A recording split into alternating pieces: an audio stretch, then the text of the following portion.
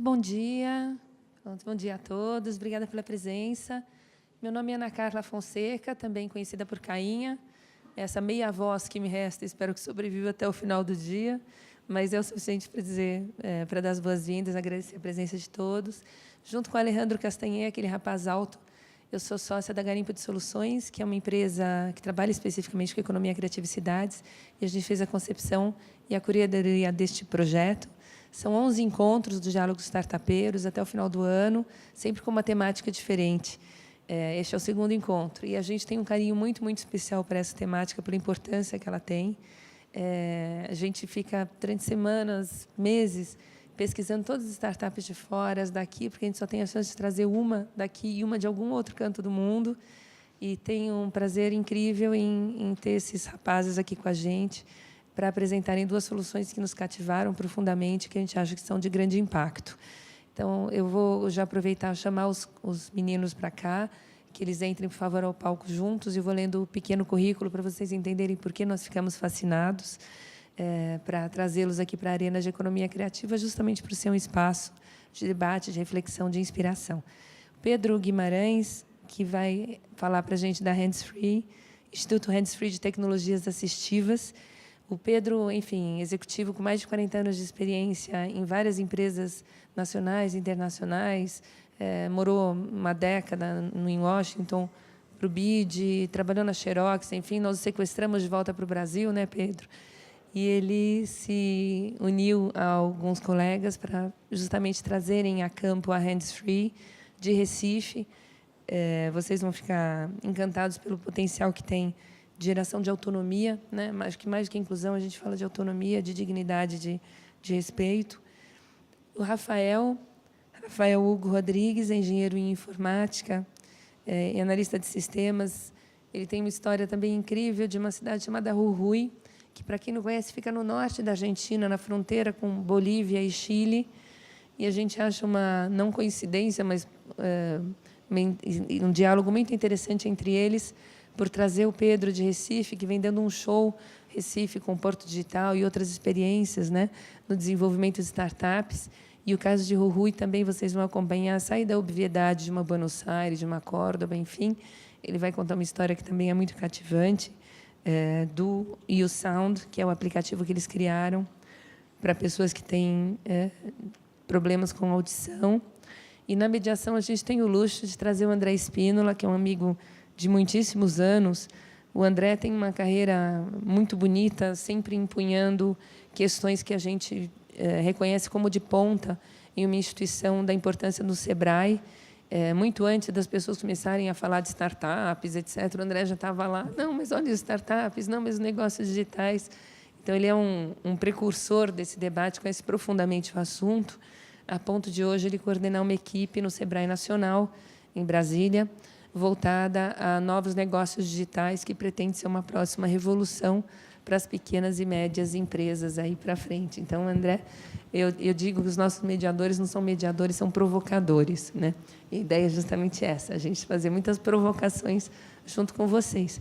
Quem, inclusive, se sentir mais à vontade para vir aqui para frente, por favor, não se acanhe. O espaço da Arena é justamente esse espaço mais acolhedor, mais intimista, para a gente poder estar pertinho. Para vocês se situarem, a gente tem meia hora de palestra, mais ou menos, de cada um deles, que, inclusive, vão trazer os equipamentos para mostrar para a gente. E, encerrando isso, o André vai fazer alguns breves comentários para nos ajudar a alinhavar o fio de raciocínio, e vocês têm a palavra. Só peço para vocês irem pensando, portanto, nas perguntas ao longo das palestras, para a gente aproveitar mais o tempinho, que é curto, infelizmente, e sempre no microfone, porque a gente está gravando tudo, para depois, inclusive, poder publicar os vídeos em espanhol e em português, ou seja, com as legendas em espanhol e em português, não só para a gente trazer as experiências incríveis para cá, e quem hoje não acompanha ou quiser rever, seguir em português, mas também para quem quiser seguir em espanhol, conhecer as nossas experiências brasileiras. Quem se sentir à vontade também de pegar o fone, estão ali na frente. O Rafael fala mais pausado, não sei se será necessário, mas, por via das dúvidas, é uma boa. E quem, eventualmente, por conta da gravação, preferir não aparecer na gravação, por favor, avise para a gente colocar num cantinho onde vocês não apareçam, já que depois a gente vai publicar na internet. Tá bem? Muito obrigada. Boas-vindas de novo. André, com você. Valeu, Ana. Bom dia a todos. Obrigado demais pelo convite, viu?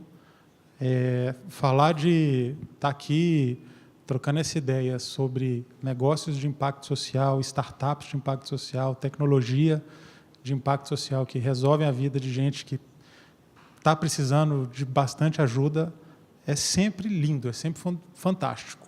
Eu tenho também o luxo de ter, nos últimos 4, 5 anos, ter ajudado a construir lá no Sebrae toda a abordagem da instituição para impacto social, para startups de impacto social, essa pegada de negócio junto com impacto. Então, aqui vocês vão ver 2 startups feríssimas que estão juntando aí a ciência com o impacto, com a tecnologia. É fantástico, as soluções desses 2 aqui não é por acaso, óbvio que eles estão aqui.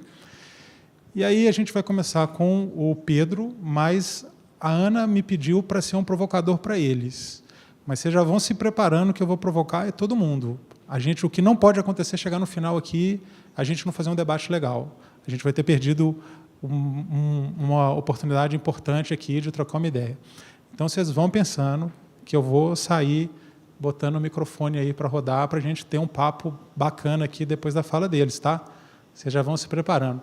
Então, Pedro, a Ana já falou aí que são meia hora, né? Você fica à vontade. Eu vou avisar em 10 minutos, depois 2, 3 minutos eu te aviso, e a gente vai se controlando aqui. Um ambiente muito informal. Rafa, também. O que a gente precisar, o que vocês precisarem aqui, a gente levanta e pega, sai correndo, tá? E vocês fiquem à vontade aí. Então, você tem aí 30 minutos para apresentar a Hands Free e o brilhantismo aí do seu trabalho. Muito bem. Em primeiro lugar, bom dia a todos. Obrigado por estar aqui. É um privilégio para a gente estar sempre apresentando o trabalho nosso, não é? Queria agradecer ao Farol Santander e a Garimpo também de nos dar essa oportunidade. E, como eu falei, é sempre um privilégio poder estar compartilhando uma experiência que nasce com o conceito de startup, né? Que, conceitualmente, a startup é uma grande ideia, ou uma ideia que é grande, mas poucas pessoas veem, e dela você surgir com um projeto que pode se transformar numa grande empresa, né? Que são o que a gente chama dos unicórnios, ou uma empresa que também tem um cunho social, que é o nosso caso, né? E o nosso caso e o caso também do Rafael, né? O Instituto Hands Free é uma instituição que foi criada por um acaso no Recife, na realidade em Jaboatão dos Guararapes. Pela proximidade, a gente rouba o Jaboatão para dentro do Recife. E eu começo aqui com a história de como começou a startup, né?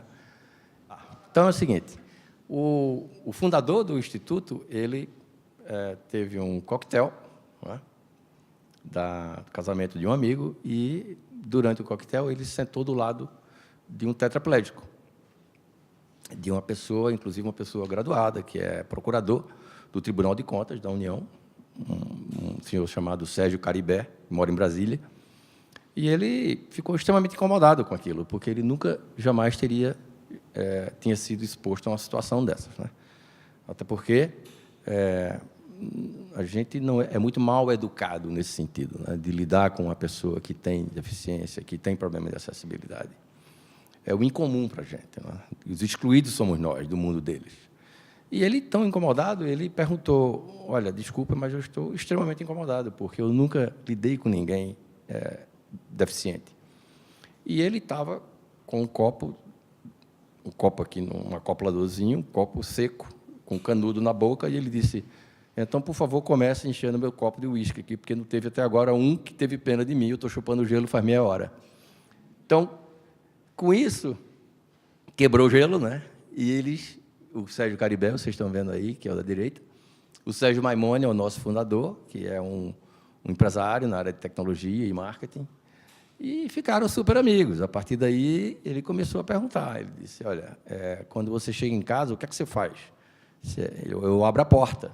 Ele disse, eu não é? E depois, o que é que você faz? Eu disse, eu acendo a luz. Ele disse, eu não é? Então, começou um diálogo assim que ele ficou horrorizado com o tema da pessoa com a deficiência severa, né? Que era o caso do Sérgio Caribé.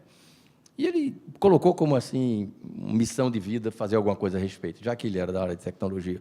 E ele começou a desenvolver um produto que desse o mínimo de autonomia e pudesse também trabalhar no desenvolvimento dessas pessoas, porque ele não queria só dar um acesso ao computador, mas também uma capacidade que ele pudesse ligar uma luz, assim, ligar uma TV, etc. E foi justamente o que ocorreu, né? Então, deixa eu ver se eu consigo passar o próximo slide aqui.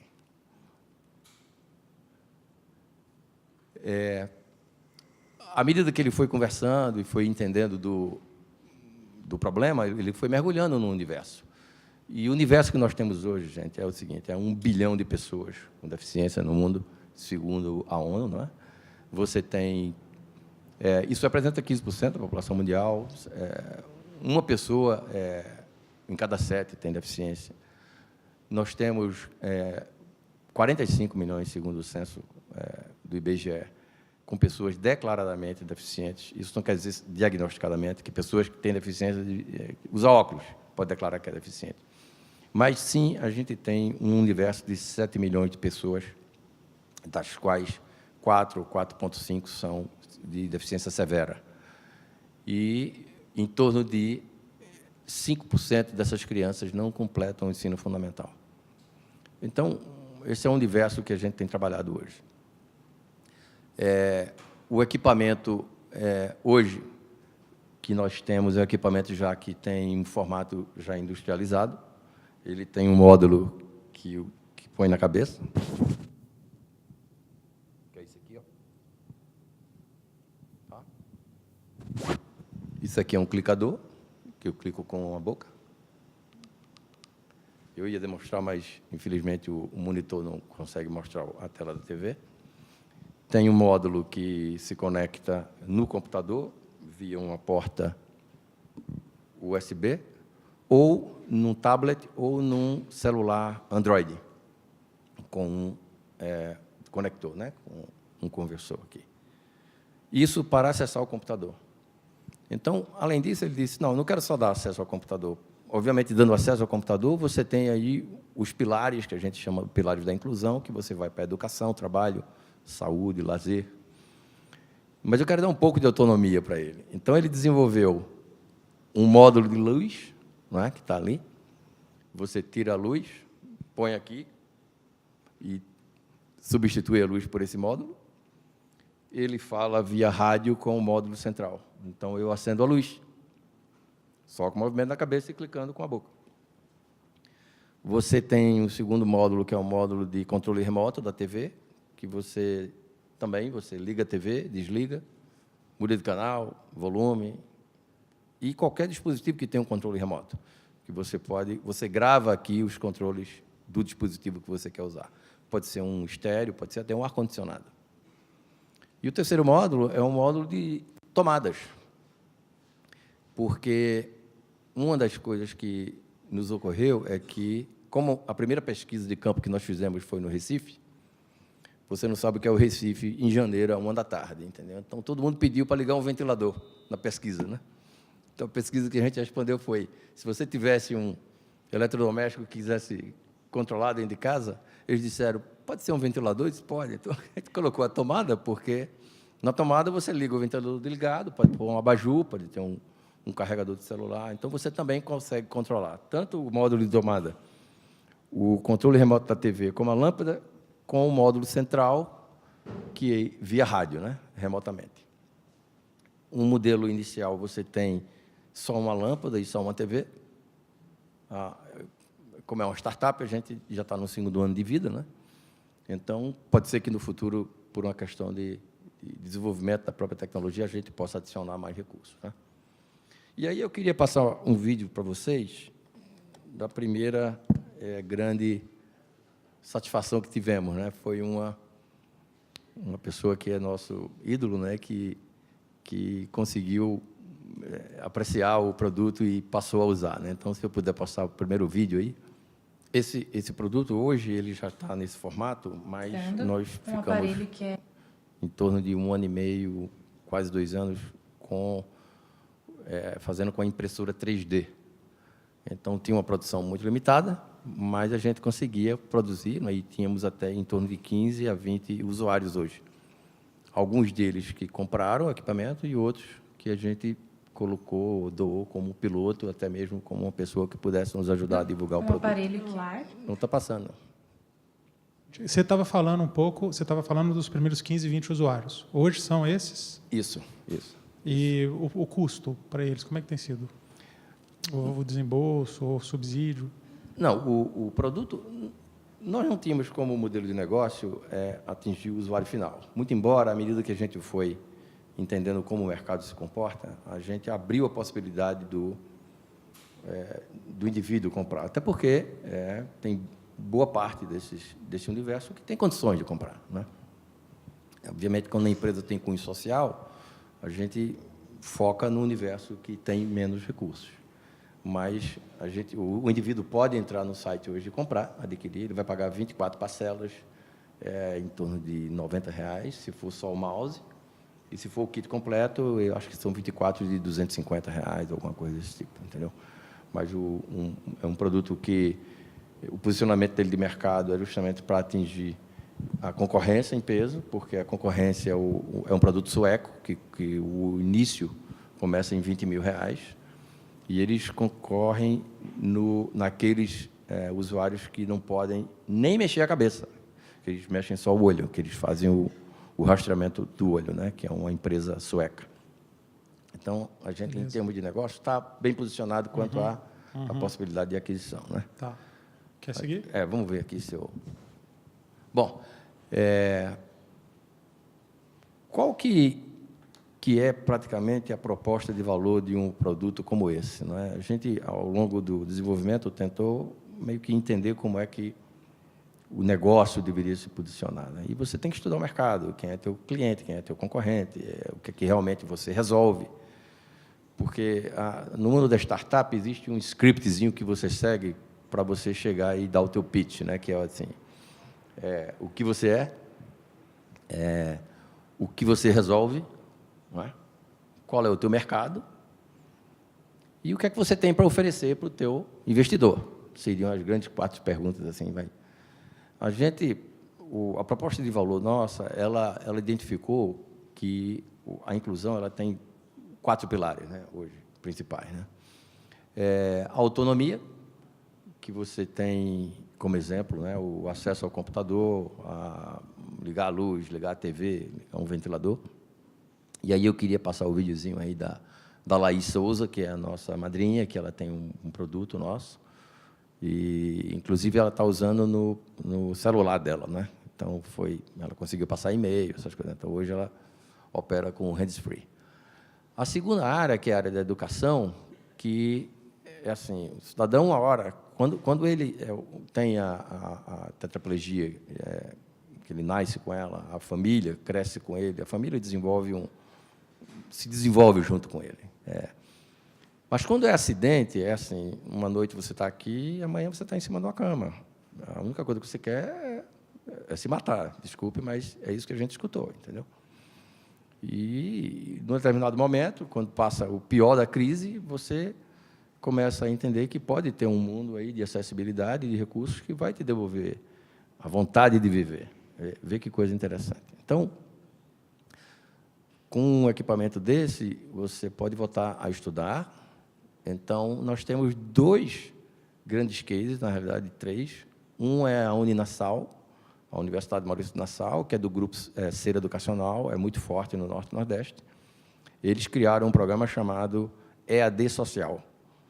E eles dão bolsas de estudo para todo e qualquer usuário do Hands-Free, que ele se inscrever e se qualificar, obviamente, para um curso superior. Então, a primeira usuária que se formou agora foi em dezembro passado, que ela fez o TCC todo. Entendeu? Então, eles têm um programa. O mesmo a Unilea, de Brasília. Tá? Na área da educação também, o Hands-Free hoje ele tem 2 contratos. Já fechamos 2 contratos. Um com a Prefeitura de Jaboatão dos Guararapes, que é o município de onde nasceu. A gente conseguiu colocar um garoto que tem quadriplegia estudando desde a sua casa. Então, nós fizemos um projeto para a Secretaria de Educação, que é um pouco maior do que o Hands-Free, né? E a gente fez todo o projeto, a gente equipou uma sala de aula e a gente colocou a casa dele também equipada e ele estuda de casa. O interessante é que ele põe o uniforme, né, para estudar. Então, os garotos na sala de aula o veem, né, porque a gente colocou uma câmera na casa dele e ele vê a turma na sala de aula. Então, era o segundo vídeo que eu gostaria de passar, se a gente conseguir aí, porque é o vídeo, inclusive, que a gente colocou legendas em inglês, porque a Trust for Americas, eles pediram que a gente colocasse legenda para que eles pudessem ver. É muito bacana, teve muita divulgação. Só para ir aquecendo aqui, sua relação com a prefeitura, porque a gente vê muito o impacto social vem a suprir uma lacuna que gestores públicos muitas vezes não conseguem, né? Na grande maioria das vezes não conseguem. Pode voltar a apresentação. Como eu falei, esse é um projeto dentro de um headset de games, né? Porque quando ele acaba de ter aula, ele vai jogar, né? Ele vai estudar. Então, o que entra ali no quarto quadrinho ali, que é lazer, e a gente poder dar uma opção diferente somente do trabalho e do estudo, né? Esse projeto foi, como eu falei, um pouco maior do que somente os equipamentos, que a gente teve que equipar, a gente teve que colocar todos os recursos na escola, tem monitores nossos na escola e na casa dele, então é uma coisa bem maior. O terceiro, vamos dizer ali, pilar da inclusão, a gente chama que é o trabalho, né? Porque o cidadão trabalha hoje. Hoje, quem não trabalha com computador, né? Então, de casa, você tem pessoas que redigem textos, que mexem com planilha, na parte financeira, engenharia, por exemplo. E aí eu vou dar o exemplo do segundo contrato que nós temos, que é com a Mútua. A Mútua é a Caixa de Assistência dos Profissionais do CREA no Brasil. Eles vão dar um kit hands-free para todo e qualquer engenheiro ou parente de primeiro grau de engenheiro no Brasil, que seja tetraplégico. Então, esse é o contrato nosso. E isso aí, de âmbito nacional, é assim, um projeto único, e é um projeto que caiu do céu, porque esse é o tipo de projeto que a gente busca, é uma entidade que possa estar abraçando vamos dizer assim, um projeto como esse, e que possa estar trazendo isso ao beneficiário que seja parte da sua plataforma de trabalho.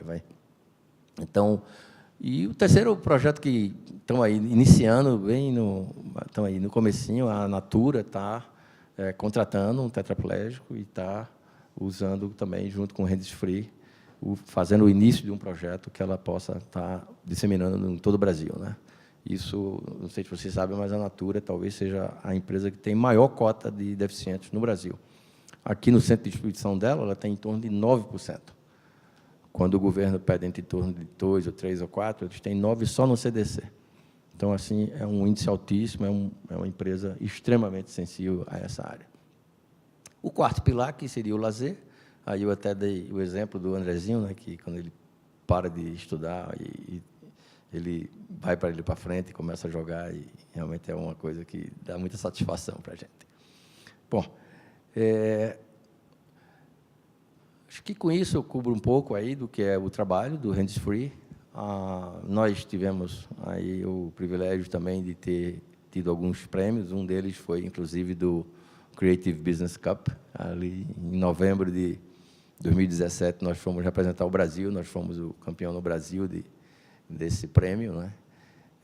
Tivemos também o melhor da inovação, o desafio Secop, que é justamente pelo projeto Homeschool, é uma entidade que premia tecnologia na área de governo.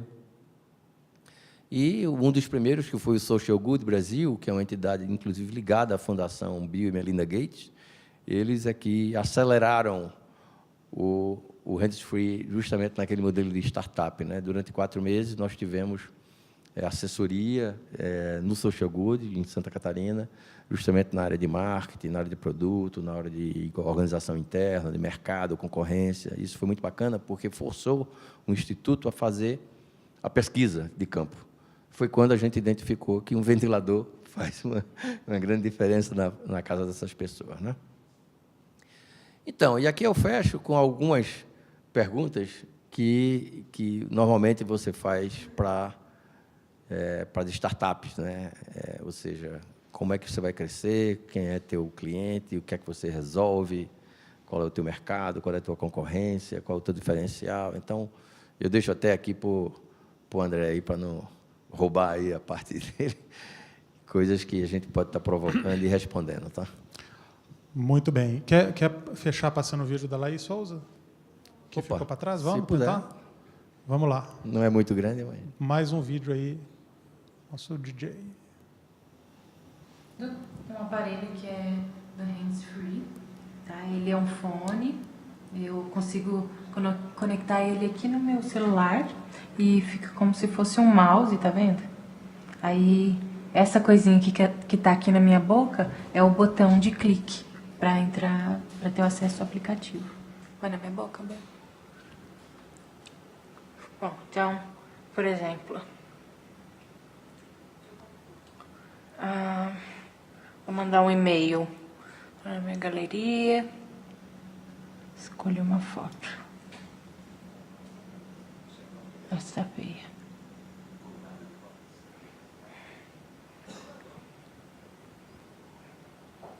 Essa. Para mim tá bem prático. Tá fácil. Qual é o seu e-mail? WR. WR. Camp. Camp. Ponto. Arroba. Bom.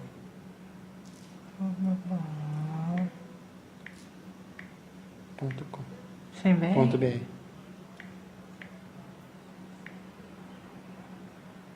Ok.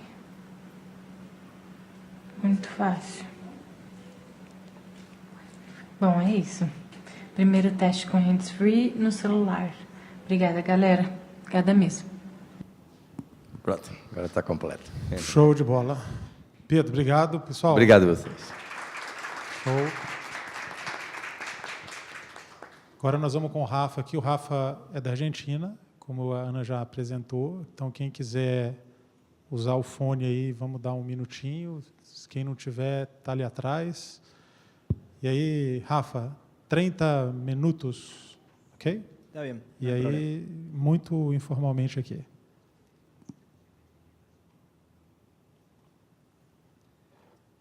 Ok. Buen día. Muchas gracias por la invitación, Carla. Muchas gracias, Alejandro. Le bajé el volumen igual. Está cero. Yo vengo a contarles una historia. Soy de Jujuy. Jujuy, como se puede ver ahí en la imagen, es la provincia más al norte de la Argentina. Está más o menos a 1.500 kilómetros de Buenos Aires, que es la capital. Limita al norte con Bolivia y también limita con Chile. Ahí empezó todo... ¿Dónde tenés el pasador? Muchas gracias. Ahí empezó todo nuestro camino. Nosotros, 4 estudiantes de Ingeniería en Informática en ese momento, hace ya 4 años y medio, se nos presentó una oportunidad. Un profesor de la universidad nos pidió que hagamos un trabajo sobre tecnología, pero no hagan un juego, que es lo que normalmente se estila. Hagan algo que le ayude a la sociedad. Eso es lo que él nos decía y esa era toda la consigna. Entonces empezamos a pensar un poco y nos acordamos de Ariel. Nosotros cuando iniciamos la facultad, cuando iniciamos la universidad, teníamos un compañero que tenía una disminución auditiva. Allá en Argentina y puntualmente en Jujuy, las aulas de la universidad son muy pobladas, mucha gente. Entonces una persona con problemas auditivos tiene que llegar siempre temprano. Normalmente esa persona siente timidez de decir, dame el lugar porque yo no escucho. Ariel tenía que llegar siempre antes. Si se sentaba en la 5ª fila, ya no escuchaba, no podía seguir al profesor. Entonces fue un gran problema y era compañero nuestro. Lo vimos abandonar la universidad porque él no podía costearse, no podía comprarse un aparato auditivo. Y lo vimos abandonar la universidad. Pasado el tiempo, ya 4 o 5 años, ya cuando estábamos más avanzados, se nos presenta esta oportunidad. Y ahí nace YouSound. Ahí empezamos nosotros a investigar, a ver de qué se trata, porque bueno, nosotros 4 informáticos no teníamos ni idea de lo que era la audición, de los números, empezamos a contactarnos con médicos, empezamos a hacernos estudios médicos, porque de eso también se trata, de conocer y meterse en el tema. O sea, nosotros nos metíamos y pagábamos los estudios, todo, para ver cómo funcionaba toda esa parte. Encontramos que en el mundo, bueno, ahí se ve un poquito apretado, pero que en el mundo un 9,2% de la población tiene una disminución auditiva, lo que equivale más o menos a 640 millones de personas con pérdidas auditivas. Esos son datos de la OMS.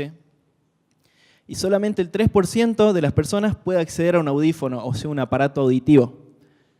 Es decir, 1 de cada 40 personas puede acceder a un aparato auditivo. Y los otros 39 quedan totalmente de lados, forzándose muchas veces a inclinar la cabeza, a ponerse, quizás vieron en alguna persona que se ponen como así para poder escuchar, y usan sus estrategias más personales para lograr participar de una conversación, de una comunicación. Ups. Ahí está. Nos dimos cuenta que no solo es un problema de comunicación en el que nos estábamos metiendo, por ese inicio, por ese disparador que fue Ariel, nos dimos cuenta que hay un gran problema en lo que es educación. En Argentina, igual que en muchos países del mundo, a un niño que no escucha muchas veces se lo trata de tarado, de lento, con el perdón de la palabra, porque no puede seguir una clase. Un gran problema de comunicación, de integración social. La persona con problemas auditivos se empieza a excluir, se empieza a aislar. Llega un momento en el que se ríe porque el resto de la gente se ríe, y se pone serio porque el resto de la gente se pone serio. O sea, no participa activamente en una comunicación y sufre mucha discriminación, autodiscriminación por parte de él, que se va aislando, y también del resto de la sociedad. Era un problema mucho más grande del que nosotros nos imaginábamos cuando empezábamos este camino. Empezamos a mirar un poco los números. Esto es en América Latina. En Brasil se estima, bueno, actualmente hay 18 millones de personas con problemas auditivos, y se estima que en 2025 a este ritmo llegaremos a 22 millones de personas, con problemas auditivos, lo cual es un problema serio, no solo en Brasil, también en muchos otros países de Latinoamérica y del mundo. Nació YouSound.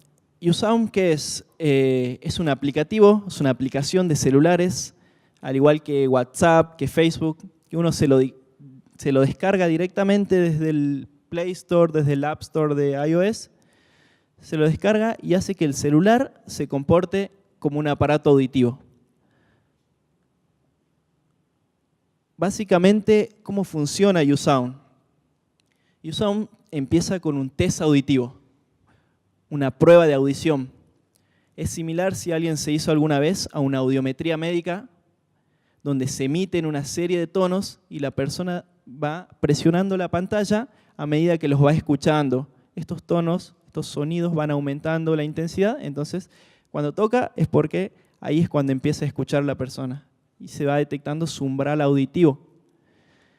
De esta forma, nosotros capturamos la huella auditiva de la persona, es decir, nosotros sabemos dónde y cuánto tenemos que subirle el volumen, la intensidad a la persona. No es una amplificación lineal, sino que es frecuencial, es por frecuencia y por intensidad. Entonces, el mismo celular, el mismo smartphone, detecta todo el sonido que hay, por ejemplo, en esta sala, lo analiza, lo procesa y lo ajusta a la intensidad que necesita la persona y se lo envía a través de unos auriculares, de unos headphones comunes.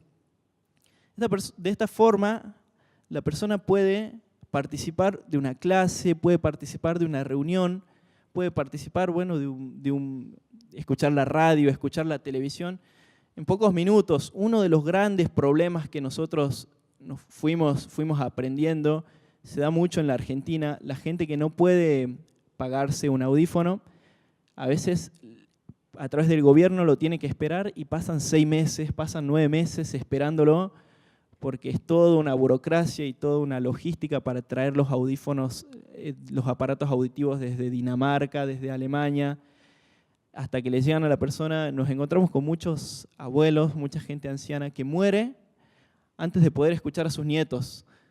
Eso realmente nos genera a nosotros una impotencia grande y unas ganas de seguir avanzando con este proyecto. Con YouSound directamente en 15 minutos vos ya tenés una forma, una alternativa de escuchar y de vivir la vida. Este es el test auditivo, se los muestro, de todas formas pueden descargarlo, está para Android y para iOS. Empieza a sonar básicamente la frecuencia y la persona presiona ahí, son 14 pasos en cada oído.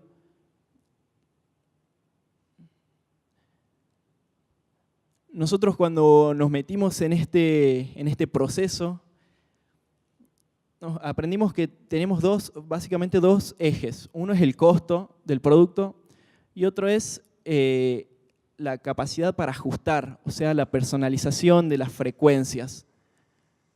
Tenemos las marcas, las grandes marcas multinacionales de audífonos, caso Ticón, Widex, Siemens, que hacen un ajuste muy bueno de las frecuencias, son muy buenas alternativas, pero el costo es altísimo. Tienen un costo, cada uno de los aparatos auditivos tienen un costo aproximado entre 5.000, hola, ¿se escucha? Tienen un costo aproximado entre 5.000 y 7.000 dólares, lo cual es un costo bastante elevado. Después tenemos las aplicaciones, porque también conocemos a nuestra competencia. Sabemos que hay aplicaciones que uno se las puede descargar, pero el ajuste de frecuencia que tienen no es nada bueno, es un ajuste lineal, entonces más allá de ayudarlos, les va generando complicaciones. Ahí es donde nos posicionamos inicialmente nosotros, como una aplicación de bajo costo. A medida que fuimos aprendiendo, queremos llegar ahí, a una aplicación de muy bajo costo, pero con una alta prestación en lo que son capacidades de ajuste de frecuencia. Hoy en día estamos más o menos a la mitad del camino. Nuestra aplicación tiene 250.000 descargas en más de 150 países.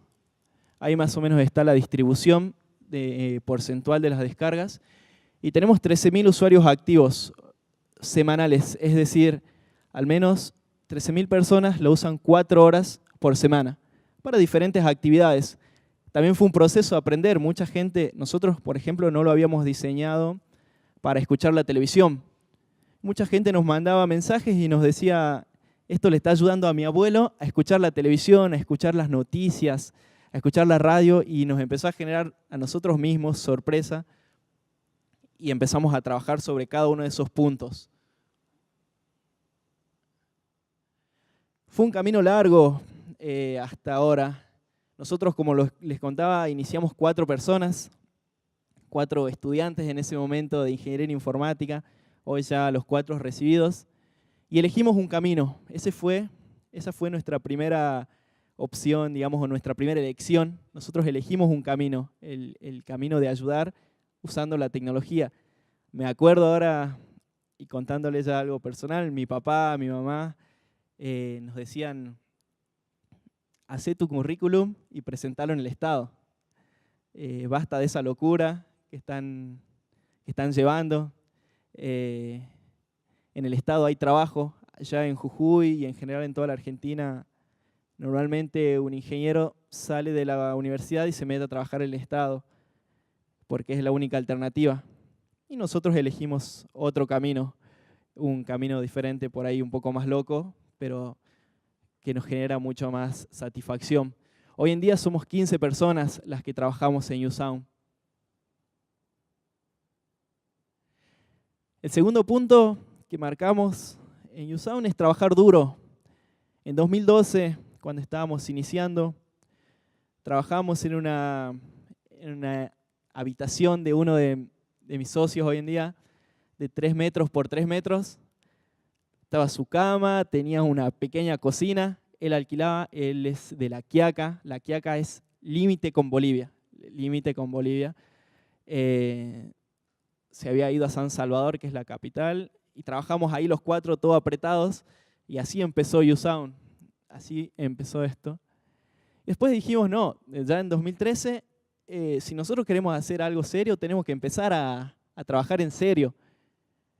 Pusimos plata cada uno de nuestro bolsillo y alquilamos la habitación que estaba arriba de la de él, también muy pequeña, pero armamos nuestros muebles, ahí se ve un poquito la heladera y esos fueron los inicios. Hablamos nuestros muebles, compramos nuestras sillas, todo lo hicimos nosotros porque sentíamos que esa era la forma de empezar. No teníamos recurso económico, nuestros padres no nos podían costear, bueno, mis padres son docentes, profesores, y los otros chicos también estaban en la misma. Entonces no nos podían costear pagarnos un lugar o cosas así. Íbamos haciendo páginas web mientras tanto para un poco pagar el alquiler, que era muy bajo igual, pero no teníamos en ese momento. Todavía éramos estudiantes. Y empezaron a aparecer oportunidades. Ya en 2013 nos declararon de interés provincial, es decir, en nuestra ciudad. Fuimos declarados también, tuvimos un reconocimiento en el Senado de la Nación Argentina por este proyecto, se lo empezó a ver un poco más en televisión, a tener un poco más de exposición. Fuimos ganadores de la final regional Argentina y Uruguay de Imagine Cup, que es una competencia de desarrollo de software, en 2013. Nos presentamos nuestro proyecto y empezamos a pasar etapas, y hasta nosotros mismos nos sorprendíamos cuando íbamos superando etapas y llegamos a la final así con otras 5 universidades de Argentina y Uruguay. Viajamos en avión, para algunos, como ser yo, era la primera vez que viajaba en avión a Buenos Aires. Llegar a las oficinas de Microsoft para nosotros fue como entrar a Disney, más o menos. No estábamos acostumbrados a eso y con toda la humildad, pero pisando siempre fuerte y sabiendo a dónde queríamos llegar, ganamos esa final, lo cual nos dio el permiso para ir a competir a Rusia, representando a Argentina y Uruguay. Eso fue otro viaje mágico. En Rusia terminamos quintos de 76 países. Una bronca porque nosotros queríamos ganar. Ya habíamos hecho tanto camino desde Jujuy, desde allá, desde el interior de Argentina. Queríamos ganar. Volvimos a Argentina y dijimos, esto no puede quedar en un proyecto, tenemos que hacerlo realidad. Y empezamos a trabajar más duro que antes.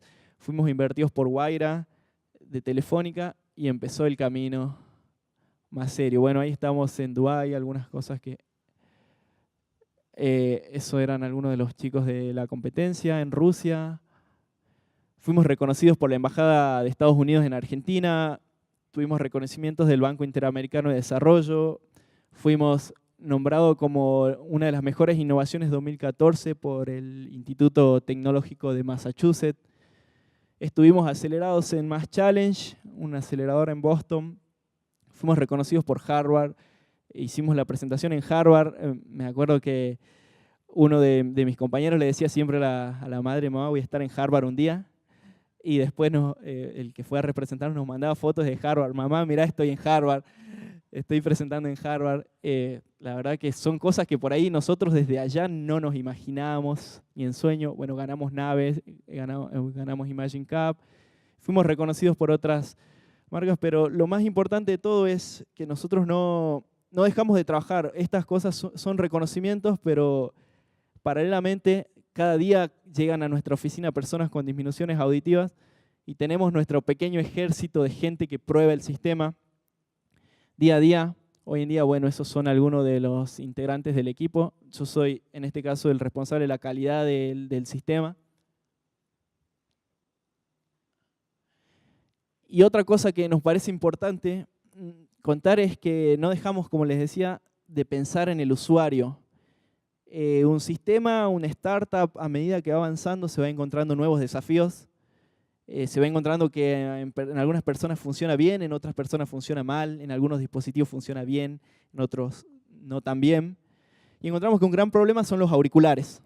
Los auriculares que la gente se compra, muchas veces allá en Argentina se le llaman ferias, son auriculares de baja calidad y no tienen el rendimiento que nosotros necesitamos para que el usuario se sienta cómodo. Entonces iniciamos una nueva locura y fuimos más allá y estamos diseñando nuestros propios auriculares. Ya tenemos algunos prototipos acá en Argentina y se está fabricando ya la primera camada de auriculares en China. ¿Cuáles son una de las ventajas que tienen estos auriculares? Además de usar los componentes de un asistente, de un aparato auditivo, o sea, sacan la parte más económica del aparato auditivo y más clave, que son los micrófonos y los parlantes, los sacamos del aparato auditivo y los colocamos en nuestro auricular. Si usamos los mismos procesos, pero el corazón está en el software. Nosotros no necesitamos que nuestro auricular tenga un procesador, sino que el celular hace todo el proceso y ahí es donde abaratamos los costos. Otra de las ventajas que tiene es que tenemos una audición completa con nuestros auriculares. Podemos saber cuándo un sonido viene desde la izquierda, cuándo un sonido viene de la derecha. Y eso es una gran ventaja. Nos permite controlar toda la experiencia del usuario, cosa que los auriculares comunes por ahí no son tan buenos, están diseñados para escuchar música y muchas veces no tienen el rendimiento que nosotros esperamos, que nosotros necesitamos y que el usuario necesita. Y es un camino largo, el que les conté así resumidamente, fueron 5 años. Nosotros decimos, nunca tenemos que perder el norte, nunca tenemos que olvidar nuestro propósito. Nosotros iniciamos por Ariel. Ariel es uno hoy en día de esos 13.000 usuarios. Retomó los estudios, estudia inglés, retomó un profesorado con nuestro sistema y es nuestro principal usuario tester hoy en día. Y es una alegría tenerlo todos los días prácticamente en nuestra oficina para probar, para usar, para decirnos, miren muchachos, esto está mal, no suena bien y esto suena bien. Y lo que siempre decimos, nunca dejemos de soñar, nunca dejemos de soñar en grande. Nosotros creemos firmemente que desde Jujuy podíamos lograr algo grande. Imaginamos así cuando empezamos esto, cuando les mostraba que estábamos ahí fabricando nuestros propios muebles. Lo soñamos en grande y hoy acá en San Pablo, en Brasil, otro de los chicos está representando al equipo en Estados Unidos. Seguimos diciendo que hay que seguir soñando en grande, no ponernos techo y sobre todo pensar mucho en la gente que, como lo decía acá el amigo, realmente nos necesita de estas startups tecnológicas para vivir, ¿sí? Lo que nosotros hoy en día lo sentimos como normal, para ellos no es tan normal, entonces ahí estamos nosotros. No dejemos de soñar. Muchas gracias.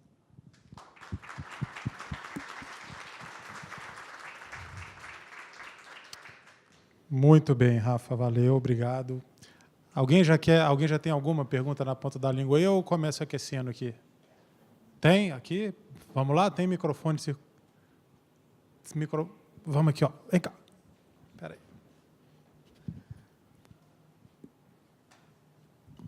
Oi, tá funcionando. Bom dia. Eu sou uma grande entusiasta, na verdade, de negócios de impacto social, então estou até emocionada porque fez muito sentido para mim estar aqui hoje ouvindo vocês. Obrigada por vocês terem escolhido esse caminho. Não é um caminho que muitos escolhem, então eu acredito muito que isso faça a diferença. Eu tenho uma pergunta para a Hands Free. Eu queria entender sobre... vocês estão com um contrato com a Prefeitura de Jaboatão de Guararapes, né?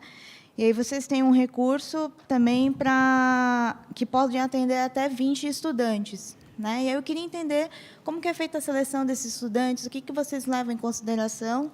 E uma outra pergunta também eu vi que o estudante precisa de um professor também para ajudar em casa. Então, eu queria entender só um pouco mais dessa logística. Tá. No primeiro momento que a gente abordou a Prefeitura, né, a Secretaria de Educação, nos trouxe o caso do André Luiz, né, que ele não podia ir para a aula. Porque o propósito era você trazer o equipamento para o estudante e ele poder assistir a aula como qualquer estudante normal, né? E o fato da gente propor para a prefeitura de criar um projeto maior de que a gente incluiria aqueles que não pudessem ir para a aula, mudou um pouco a perspectiva, né? E isso criou até um projeto novo para a gente, porque isso a gente pode colocar em qualquer situação no Brasil, né? Nós temos o número de 20 estudantes remotos, porque se você colocar mais de 20 estudantes, você talvez não, você sobrecarrega a professora de lidar com eles remotamente. Por isso o número de 20.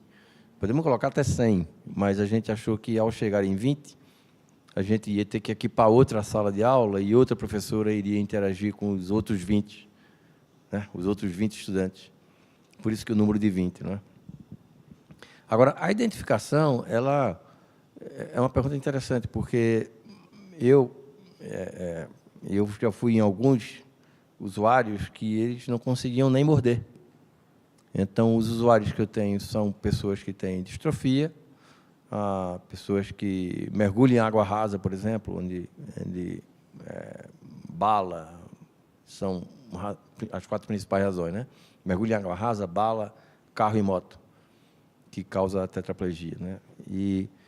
Então, alguns usuários eles não conseguem morder, e aí eles têm que ir para o próximo passo da acessibilidade, que é você fazer o rastreamento dos olhos, né? Por isso que aí entra com outro produto, que é um produto bem mais caro, mas também ele dá também qualidade de vida.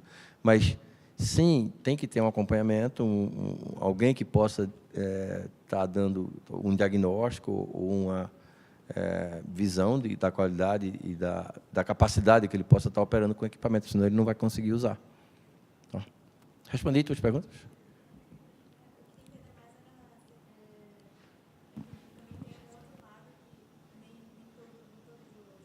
Nem todos eles conseguem, exatamente. Dependendo da gravidade.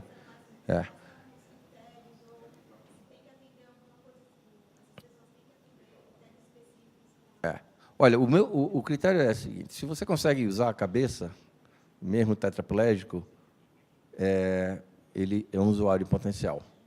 Se ele desenvolveu ELA, por exemplo, que é a esclerose lateral amiotrófica, dependendo do grau dele, ele não vai conseguir usar. Eu tenho um usuário que é um sargento aposentado aqui da Polícia Militar de São Paulo, que é fantástico. Ele ainda consegue usar. E ele consegue usar. Ele ficou encantado, ele é todo entubado. Ele fez um vídeo para a gente, é um vídeo que, eventualmente, eu mostro, mas é tão impactante que, às vezes, eu me reservo não mostrar, entendeu? Mas ele consegue.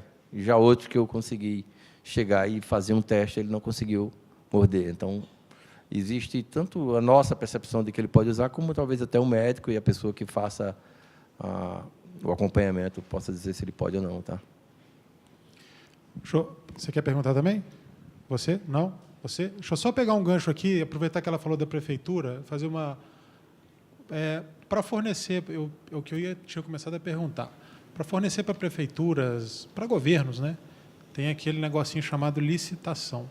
Como é que vocês conseguiram se encaixar nisso e que dica que você dá? Porque eu acho que todo negócio de impacto social consegue se catapultar muito mais, porque eles estão fazendo, em alguma medida, um papel que poderia ser dos governos.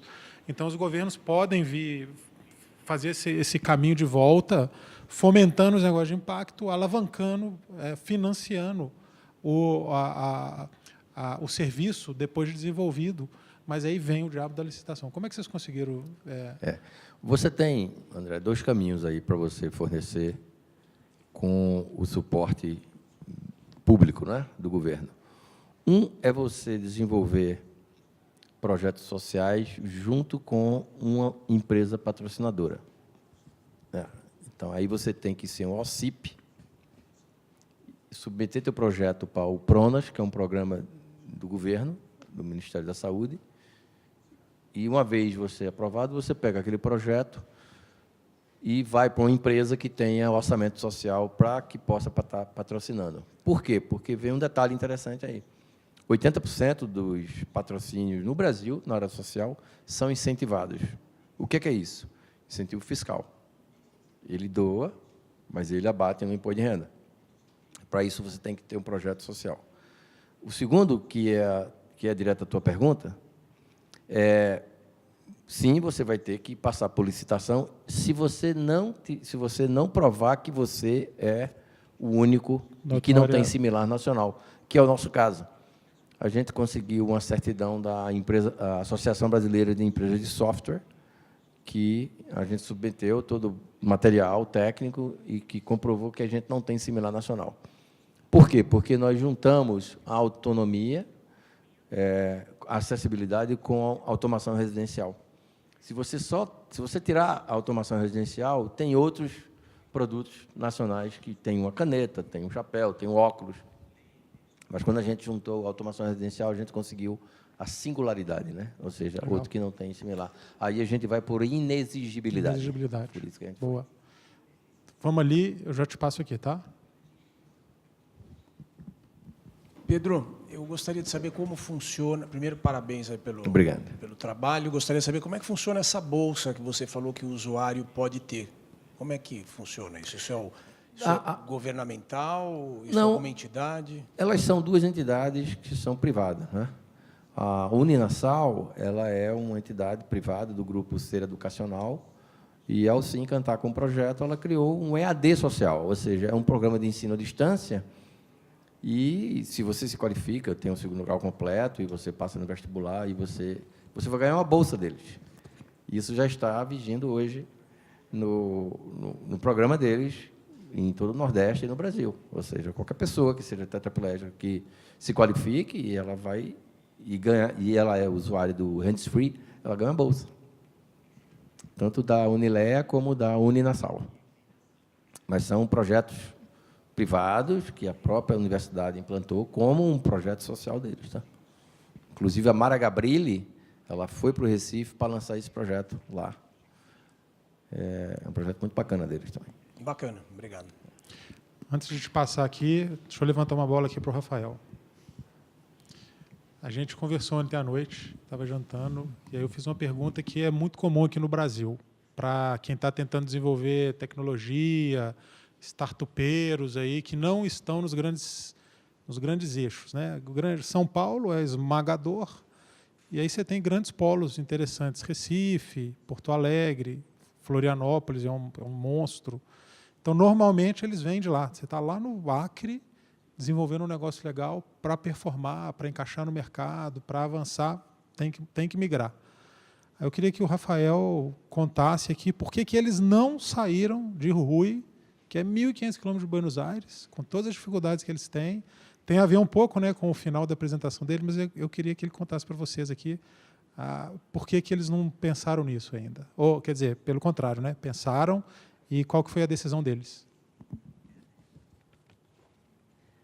Sí, bueno, como les contaba, es una elección que nosotros tomamos cuando nos fuimos primero en Buenos Aires, nos ofrecieron quedarnos ahí. Cuando nos fuimos a Boston, nos ofrecieron armar la empresa en Boston. Pero nosotros decimos, bueno, ¿por qué vamos a estar lejos? Hola, sí. Ahora sí. ¿Por qué vamos a estar lejos de nuestra familia, de nuestras costumbres, de nuestra creencia? Si hoy en día la tecnología es universal, nosotros tenemos nuestro equipo de desarrollo en San Salvador de Jujuy, contra todos los malos pronósticos que nos daban. Crecimos desde San Salvador de Jujuy. Si bien nuestro equipo comercial está en Buenos Aires, porque eso sí es necesario, el manejo ya de inversores y más el networking más fuerte está en Buenos Aires, pero nosotros, nuestro equipo de producción, el core del equipo está en Jujuy. Es una elección que tomamos. También muchas veces uno siente cierta necesidad de ayudar a su gente. En Jujuy, tecnología cero. Y hoy en día nosotros somos un ejemplo de tecnología allá en Jujuy y vemos que va creciendo. Ya salen más proyectos, salen ya unos chicos que hacen un juego para chicos con cáncer, o ya sale algo más. y nos van y nos consultan a nosotros y nosotros le damos una mano, le acercamos contactos, los orientamos. Creemos que esa es la forma también de globalizar, no yéndonos a las grandes ciudades, sino que teniendo la fuerza para impulsarnos de ahí. Hoy en día la tecnología, bueno, Skype, Slack, todas las herramientas Trello, las herramientas que mejoran la producción de la empresa son todas online. Entonces eso fue un gran beneficio que tenemos. Una elección del equipo. Alguém aqui é do interior? De alguma cidade do interior? Qual que é a sua cidade? Ah, não, mas algum interior de qualquer estado. Qual que é a sua cidade? Você já imaginou uma empresa em Lavras, uma startup em Lavras com sei lá quantos mil usuários nos Estados Unidos? Isso é uma coisa para a gente pensar muito. O propósito está nisso, né? Você agregar família, bem-estar, a cultura do seu lugar, a vontade de fazer esse lugar melhorar. Isso não está à venda para o pessoal da YouSound, né? Isso é muito lindo, isso é impacto social dobrado, porque eles estão trazendo dividendos maravilhosos para a região e estão levando um serviço maravilhoso para um monte de gente que precisa, né? Bacanérrimo. Aqui, ó. O microfone... Espera aí, então já vai, tá? Vamos aqui. Aqui. Bom dia, Pedro. Em primeiro lugar, parabéns pelo trabalho fantástico que vocês estão fazendo lá, da Hands Free. E o seguinte, eu trabalho numa prefeitura daqui do interior de São Paulo também, e estava na Secretaria de Educação. E eu sei bem essa questão de licitação, como é que é, né? Acima de determinado valor que você tem que fazer mesmo. E vocês falaram, então, que você disse que a inexigibilidade, né? Que é possível, então, que a prefeitura possa fazer contato com vocês e não existindo similar, pode ter direto contato, então, no caso. Sim, claro. Possivelmente o jurídico, né, vai startar um processo para que possa identificar se a inexigibilidade se aplica, né, sempre assim, porque tem que ter um processo. Sim, conheço. E, com isso, passado por cima disso, a gente monta um projeto para vocês. Perfeito. Nós já tivemos o caso de uma exibição da Fiocruz, que da disposição deles, né, esse tipo de inexigibilidade também. Precisa fazer isso aí. Então, é só fazer contato com vocês. Por favor. Será um prazer. Obrigado. Será um prazer. Boa. Aqui agora?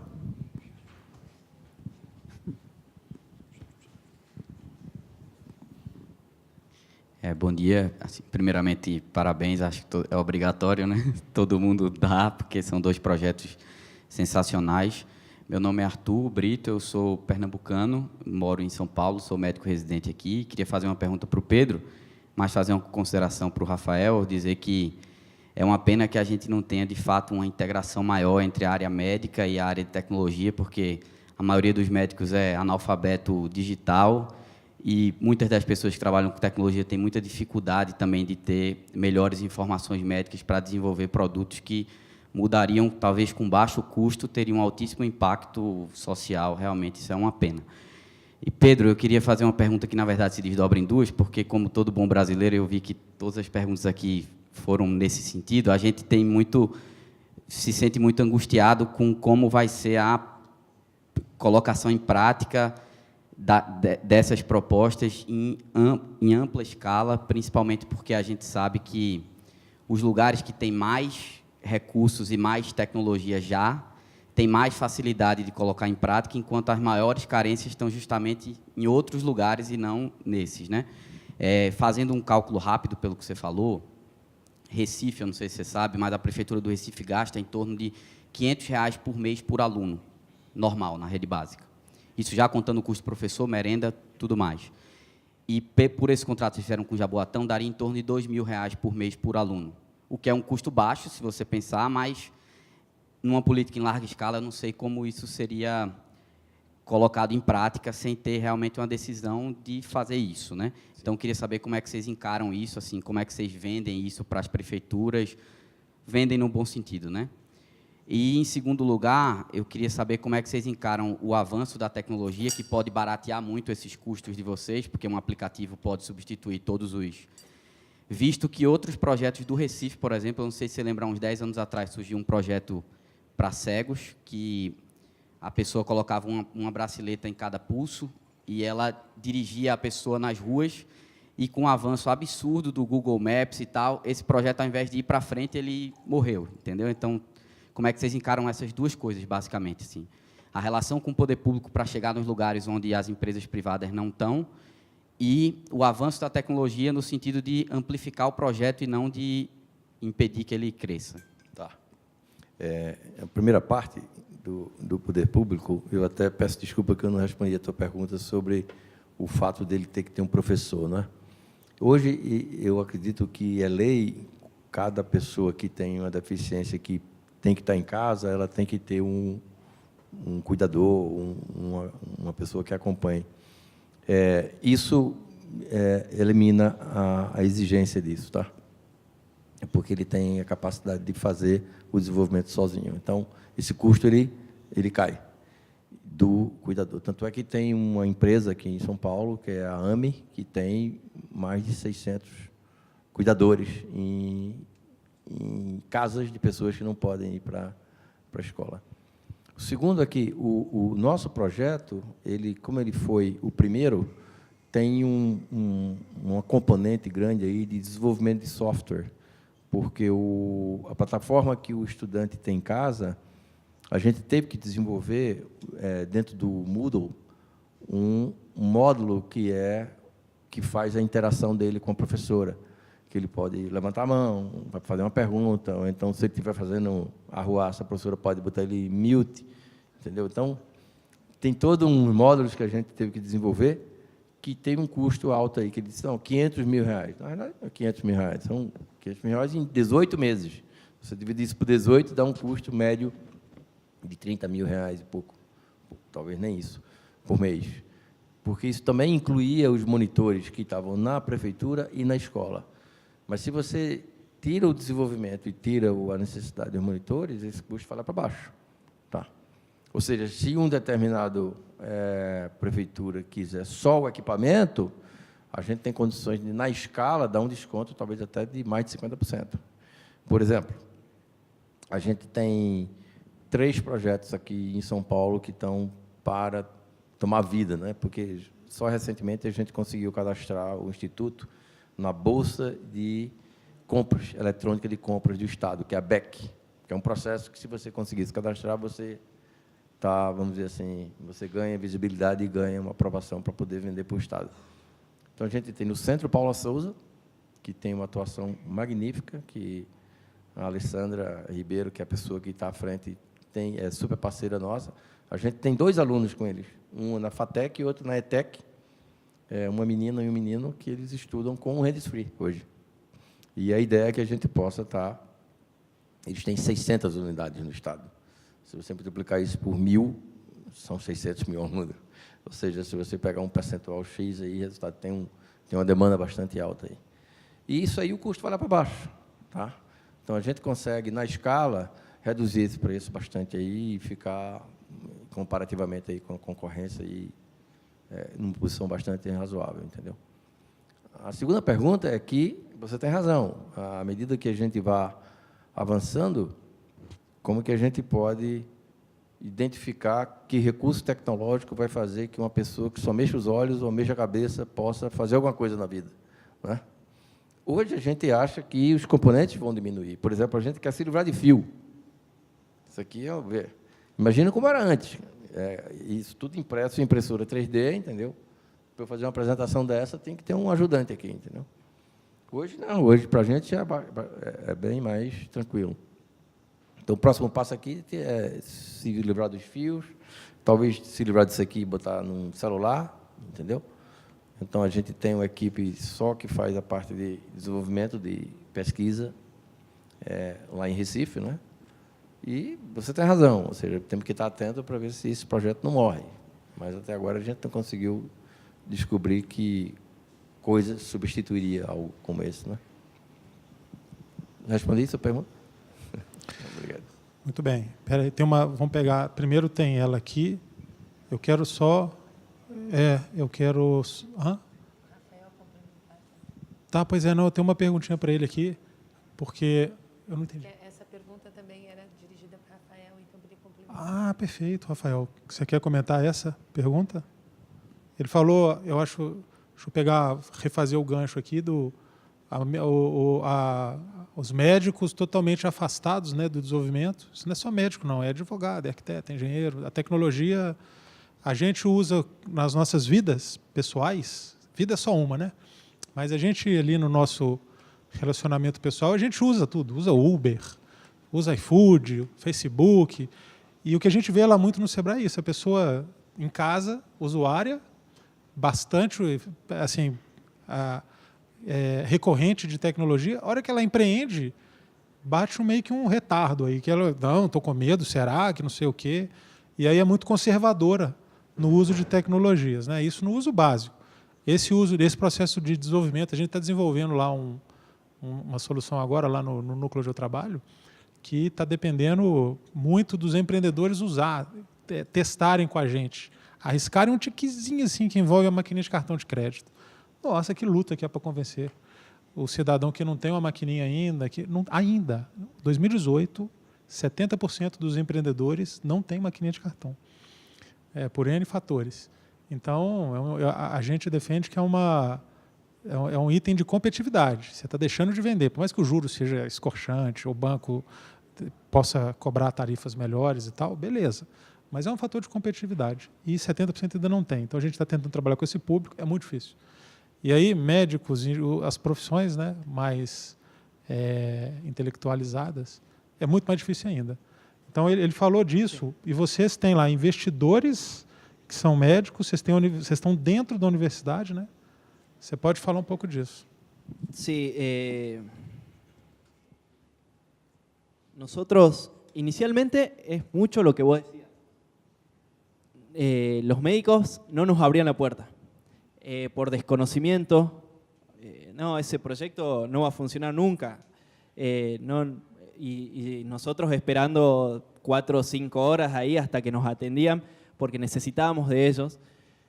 Pero cuando vas y le contás y le explicás que en realidad esto es una alternativa para la gente, que ellos van a seguir vendiendo aparatos auditivos. A ese uno que le venden, de 40 como lo mostré, le van a seguir vendiendo. Pero los otros 39, ¿qué hacen? Se van a su casa y usan así la mano. Entonces, hasta que nosotros le hicimos entender que YouSound va para los otros 39, que ellos también pueden sumarse a esto, que nosotros necesitamos de los médicos que tienen las capacidades técnicas para ajustar y hacer el trabajo fino, que es uno de los diferenciales, como lo decía André. Nosotros tenemos dentro del equipo un médico, trabajamos con una universidad que hace toda la investigación. Esto se los cuento, pero es ya el proceso avanzado. Digamos, cuando empezamos éramos 4, que era Google y leer, investigar y prueba y error. Hoy en día tenemos la suerte de sí que los médicos tienen mayor aceptación, mucho en parte por toda la resonancia mediática que tuvo el proyecto. Salió en los canales más populares de Argentina. Estos reconocimientos también hacen que el médico diga, es un proyecto que al menos es interesante. Vení, pasá, te escucho. Y cuando le mostramos y le proponemos, bueno, tenemos aquel sistema, si usted tiene alguna persona que no puede acceder a un audífono, haga la prueba. No es algo invasivo, no es que le vamos a poner una vacuna. Lo peor que puede pasar es que no le funcione y se lo saque. Pero haga la prueba. Y así, de esa forma, fuimos un poco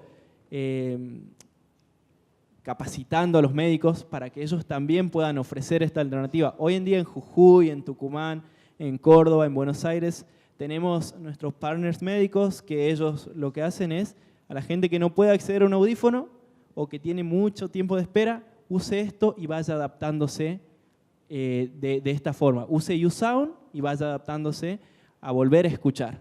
¿Sí? Ela aqui, depois você, tá?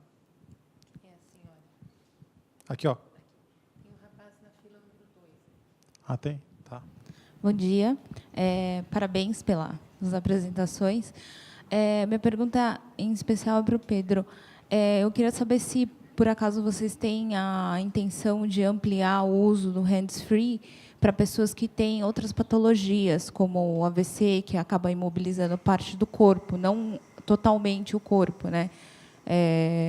E se futuramente a empresa tem intenção de conectar esse dispositivo bucal com outras tecnologias, tipo a IoT, de internet das coisas, de integrar as coisas, talvez seja um pouco mais longínquo, mas queria ouvir um pouco disso. Com certeza. O usuário do hands-free, ele pode ter a patologia que for, mas desde que ele tenha conforto em usá-lo, né? Tem gente que realmente, até um idoso pode usá-lo para acender uma luz, ligar uma TV. Isso não tem realmente nenhuma restrição, desde que ele se sinta capaz de usá-lo. Quanto à integração do produto com outras tecnologias, com certeza. Vou lhe dar um exemplo. Tem um grupo aqui de São José dos Campos chamado Kit Livre, que eles desenvolveram um acoplador à cadeira de roda que vira um triciclo. É super legal. E a gente os conheceu na feira Reatec, que tem todo ano, né? Esse ano agora vai ter, agora em junho, que é a maior feira de tecnologia de reabilitação e de acessibilidade. E a nossa intenção era acoplar o hands-free ao triciclo dele, tá? De que o tetra ele possa sair só com a cadeira, só com a cabeça e mordendo, porque hoje ele não consegue fazer isso, né? Tem algumas pessoas que têm o que a gente chama de pinça, que é um pouco do movimento de uma mão, e aí ele usa o joystick, por exemplo, que é o caso do secretário da pessoa com deficiência do município, que é o Cid Torquato, que ele foi convidado para vir aqui, quase que ele viu, eu acho. E ele ainda tem um pouquinho de movimento na mão, que ele usa o joystick da cadeira dele. Mas tem gente que nem isso tem, né? Então, de repente, a gente poderia fazer uma tecnologia integrada aí, tá? Com certeza é a intenção nossa de poder estar integrando com essa nova onda aí que vem. Acho que ele... Quem? Aqui primeiro? Então vamos organizar. É ele, aí esse de camisa cinza e rosa, e ela atrás. É porque ele levantou a mão já tinha um tempinho. Eu não sei se eu te perdi também, mas vai dar para todo mundo fazer todas as perguntas. Tá show de bola. Primeiramente, parabéns. Eu queria saber, para os dois, assim, para o Pedro, eu queria saber se tem um jeito de fazer tipo uma escola online para essas crianças, porque eu sou do interior do Sergipe, então eu não sei se lá eles vão querer adquirir, porque tem os computadores. Eu já trabalhei na prefeitura e quando eu ia nos colégios tinha computadores, mas eles não utilizavam. Tinha como fazer um colégio, porque aí um programa nacional que envolvesse todos esses alunos, ou não tem como. E também queria saber, já que a parte inclusiva no trabalho também, já que tem alguma norma que você acha que deveria ser alterada, ou o uso da automação, tanto no trabalho e nas residências, como auxiliam essas pessoas? Tá, na primeira parte, o nosso sonho é que isso aí possa ser divulgado e distribuído em todo o território nacional, né? A gente tem contato com a secretaria, né, da pessoa com deficiência, que é o Marcos Pellegrini, que é o secretário nacional da pessoa com deficiência. A gente tem contato aqui com o Estado de São Paulo, com os governos, lá pelo menos de Pernambuco. Agora, é uma política nacional, né? A própria Mara Gabrilli, que é tetra, ela é uma pessoa super engajada nesse tipo de programa. Então, a gente está refém, né, dessas pessoas que possam estar desenvolvendo programas que sejam aplicados à educação no nível do território nacional, né? Agora, quanto ao trabalho que você falou, realmente é preciso saber se o equipamento, junto com a função, ela faz sentido dentro da empresa. Para você ter uma ideia, esse projeto dentro da Natura, à medida que a gente foi avançando, surgiram perguntas, né? Se o funcionário vai... Primeiro, é a posição para a qual você vai estar colocando aquela pessoa. Essa posição específica é uma posição de revisão e geração de conteúdo para o site. e revisão também de perguntas e respostas e tudo, mais com relação e atendimento ao usuário, né? Que é super cabível, né? Uma pessoa que vai estar gerando conteúdo, pode ser um advogado, pode ser uma pessoa da área financeira. Mas a primeira pergunta foi, ao usar esse equipamento, eu estou criando outro tipo de problema? Não é? Quantas vezes ela vai estar balançando a cabeça ou clicando com a boca? Isso vai ter. Então, foi envolvido o médico do trabalho, foi envolvido recursos humanos. Então, fez um time de trabalho, uma equipe de trabalho, só para definir a possibilidade do uso e que aquilo ali não pudesse estar trazendo nenhum outro tipo de problema para a empresa, né? Então, obviamente, não é uma empresa que simplesmente dá o equipamento para o usuário, mas é uma empresa sensível, ela vê um 360, né? Quais são as outras disciplinas dentro da empresa que possa estar participando do projeto. Então, eu acho que esse é o caminho também, tá? A própria mútua que vai doar um equipamento para cada engenheiro, ela pensou, tem engenheiro já usando, tem 5 engenheiros usando, né? E tem engenheiro usando CAD, AutoCAD com isso, lá em Santa Catarina, entendeu? Ou seja, porque ele trouxe o cidadão para dentro do mundo. Para o seu AutoCAD, você só precisa ter acesso ao computador, você não precisa das mãos. Então, e realmente o impacto é incrível como ele pode voltar a trabalhar com um equipamento desse, né? Eu também queria saber, nos projetos residenciais e comerciais, a gente já tem que projetar pensando na automação para pessoas que precisam de acessibilidade e também como seria a assistência para uma pessoa, por exemplo, o secretário de alguém, um advogado, alguma coisa assim, ele precisa de um treinamento para continuar auxiliando essa pessoa, caso tenha um acidente, alguma coisa assim. Aí ele precisa de um treinamento para você mexer nos aparelhos, caso precise. O aparelho é plug and play, né? Ele não tem, quer dizer, o único pequeno treinamento que tem é só para a parte de automação residencial, para configurar o controle remoto da TV. A partir daí, ele tem um menu na caixinha e, assim, é super simples. Isso pode ser feito até de forma remota, tá? E o suporte, à medida que os usuários forem aumentando, né, a gente vai desenvolver, certamente, um hotline ou suporte via e-mail ou via WhatsApp, para que a gente possa estar dando atenção a esses usuários, né? A hora que vai crescendo, precisa ir pensando muito nisso. Às vezes, o crescimento, no caso aqui, não é digital, aqui é digital, acontece mais frequentemente.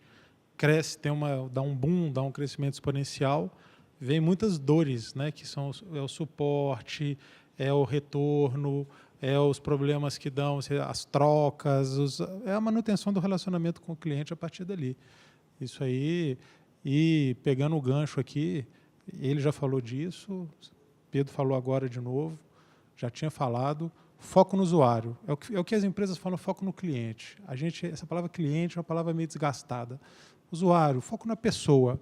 Então, o que hoje menos se pode fazer, seja no impacto social, seja qualquer tipo de negócio, é você achar que você tem uma competência ultra maravilhosa. Eu sou muito bom nisso. O Pedro tinha tudo para fazer isso, uma carreira, uma experiência em vários campos. Eu já sei tudo, eu vou desenvolver uma solução aqui, um negócio agora, porque eu sou muito bom. E desenvolve e bota para vender. A chance de dar errado está imensa, porque você teve o contato com o usuário, com quem vai usar, com a pessoa que vai usar aquilo, e você está tentando customizar isso ao máximo para ela, dentro dos limites econômicos também que cada iniciativa tem, tem que fazer isso. Não adianta mais, hoje em dia, você vai vender pãozinho e você vai vender software para foguete. Você tem que estar conectado com a necessidade de quem vai usar ou de quem vai comprar aquele produto ou serviço seu aí. Vai lá. Parabéns primeiro, Rafael e Pedro. É Sidney quem está falando. A pergunta é para os dois, até ia fazer um pouquinho mais sobre o case da Natura, né? Rafael, a primeira pergunta, você comentou no teu material quanto tempo cada um dos usuários usa a solução e as oportunidades e até aplicações que você foi desenvolvendo durante a evolução da solução, até conhecendo um pouco mais o usuário, né? Então, eu queria entender como é que você conseguiu ter esse feedback para poder evoluir a solução, tá? E aí, para o Pedro, indo na linha de usabilidade da ferramenta, como é que você conseguiria desenvolver o case que você está usando para a Natura sem ter que fazer um trabalho customizado caso a caso, né? Cada caso seria um projeto, mas de forma que você conseguisse mostrar esse case para outras empresas poderem ter pessoas com similaridades de deficiência para poder integrar na sociedade, outras empresas que tenham o mesmo desejo que a Natura, que possam replicar o modelo, não necessariamente em escala, mas que possam usar do case da Natura como uma referência para o mercado.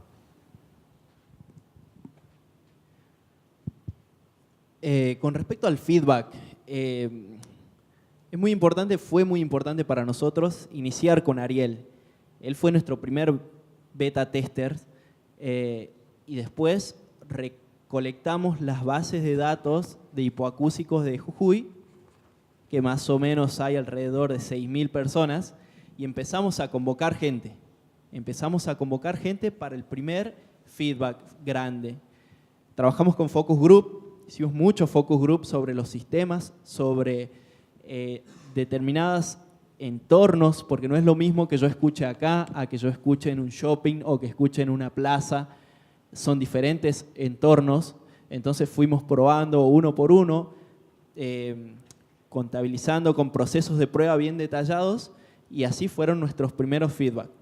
Ahora el proceso es un poco más ágil porque tenemos una universidad, un instituto, que directamente nosotros le tiramos los procesos de pruebas con usuarios a ellos, y ellos realizan el proceso y nos entregan feedback. Ese es el feedback que nosotros le llamamos offline. Tenemos un feedback que es el online, como lo marcaba André. Nosotros cuando empezamos a lanzar la aplicación nos empezaron a llegar devoluciones de España, devoluciones de Brasil. Entonces contratamos gente para que esté ahí resolviendo las dudas de la gente, de los usuarios, y pasándonos el feedback. Ese es nuestro feedback online. Nosotros atrás del sistema tenemos un sistema fuerte de traqueo de datos. Es decir, nosotros sabemos de una persona, viene y nos consulta Juan Pedro de España, traqueamos su mail y sabemos cuántos test auditivos se hizo, cuál fue el uso que le dio, qué programas, porque la aplicación también se adapta según programas, si estás en una conversación, si estás en una clase, si estás en un entorno ruidoso, se va adaptando, y vamos cruzando todos los datos de traqueo online. Entonces ya sabemos, bueno, esta persona tiene una hipoacusia moderada, y buscamos en nuestras bases de datos a ver cuál es el comportamiento de la persona con hipoacusia moderada en las pruebas o en el feedback offline. Buscamos en la universidad, mira, esto es lo que le tenemos que recomendar. Por ejemplo, que empiece el proceso muy lentamente con el programa conversación, por ejemplo. Así es como manejamos nosotros el feedback. Es muy importante concentrarnos en el usuario porque vamos encontrando, como esto que conté al final de los auriculares, vamos encontrando cosas que por ahí en la simple prueba no la vemos, no nos damos cuenta, y el usuario nos los está diciendo. Eso es muy importante. Tenemos el traqueo offline y el traqueo online.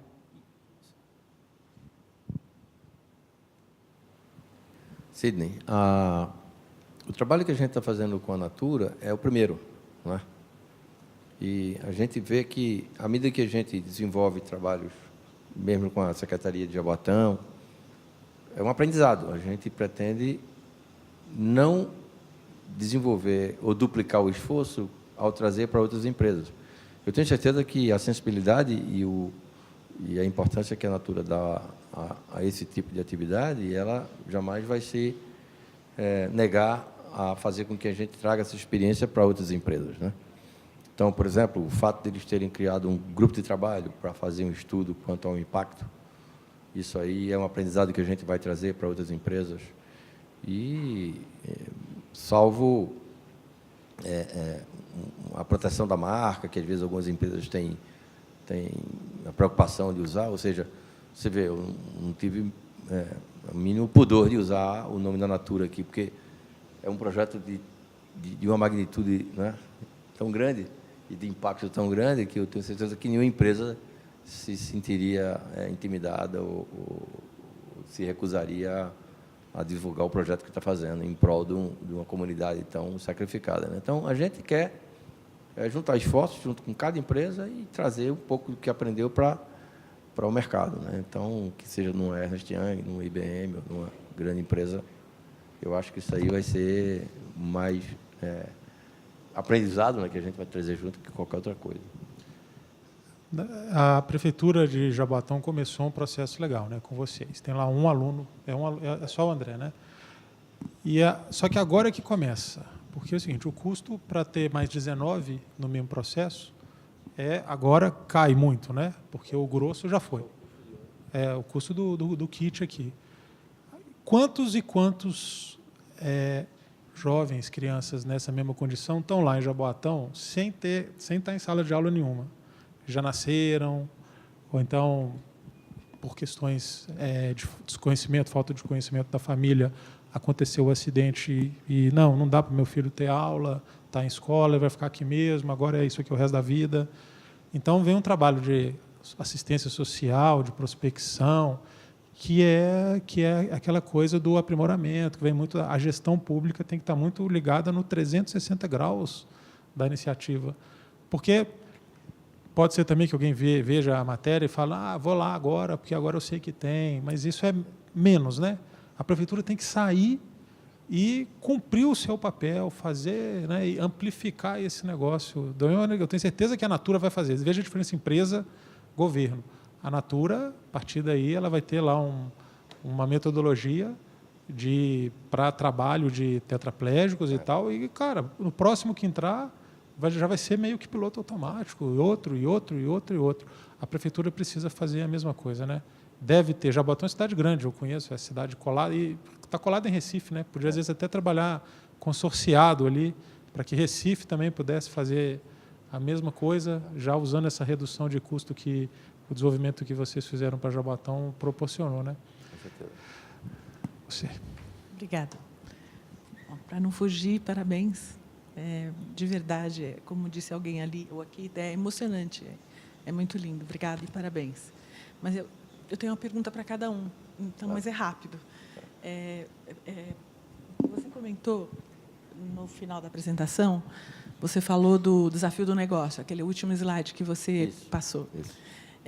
Exatamente como fez o Rafael, uma linha do tempo muito acelerada, qual foi o clique que virou o negócio, de uma conversa num casamento para um negócio desse tamanho? Essa é uma pergunta que, se você puder resumir muito. Para o Rafael, eu trabalho com o mercado de pequenas empresas dedicadas ao segmento de idosos, especificamente isso.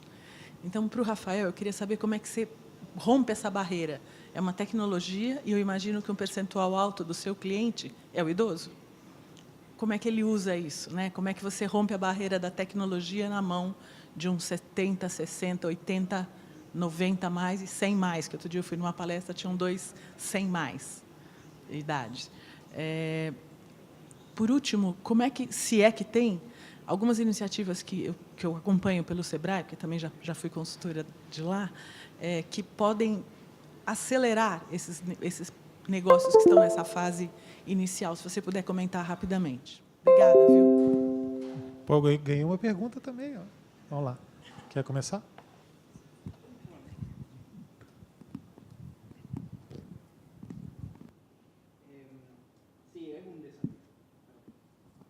Hola.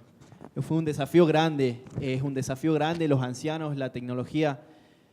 Inicialmente el sistema, si ustedes lo habrían visto, era una nave espacial.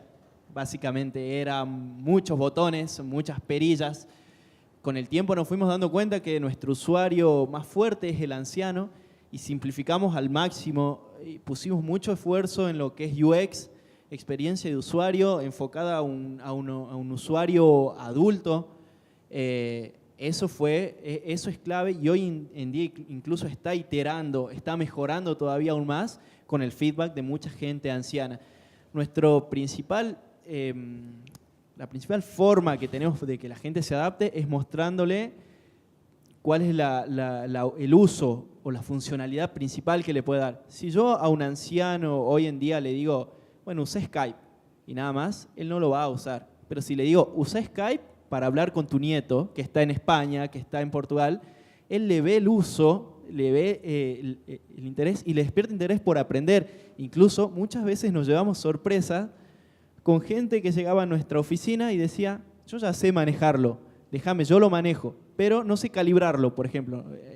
Cosas así, y yo lo veía así, gente de 70, 75 años, venían con los nietos y sorprendidos, mi papá o mi abuelo aprendió a usar el celular porque vio esto en la televisión y lo está ayudando.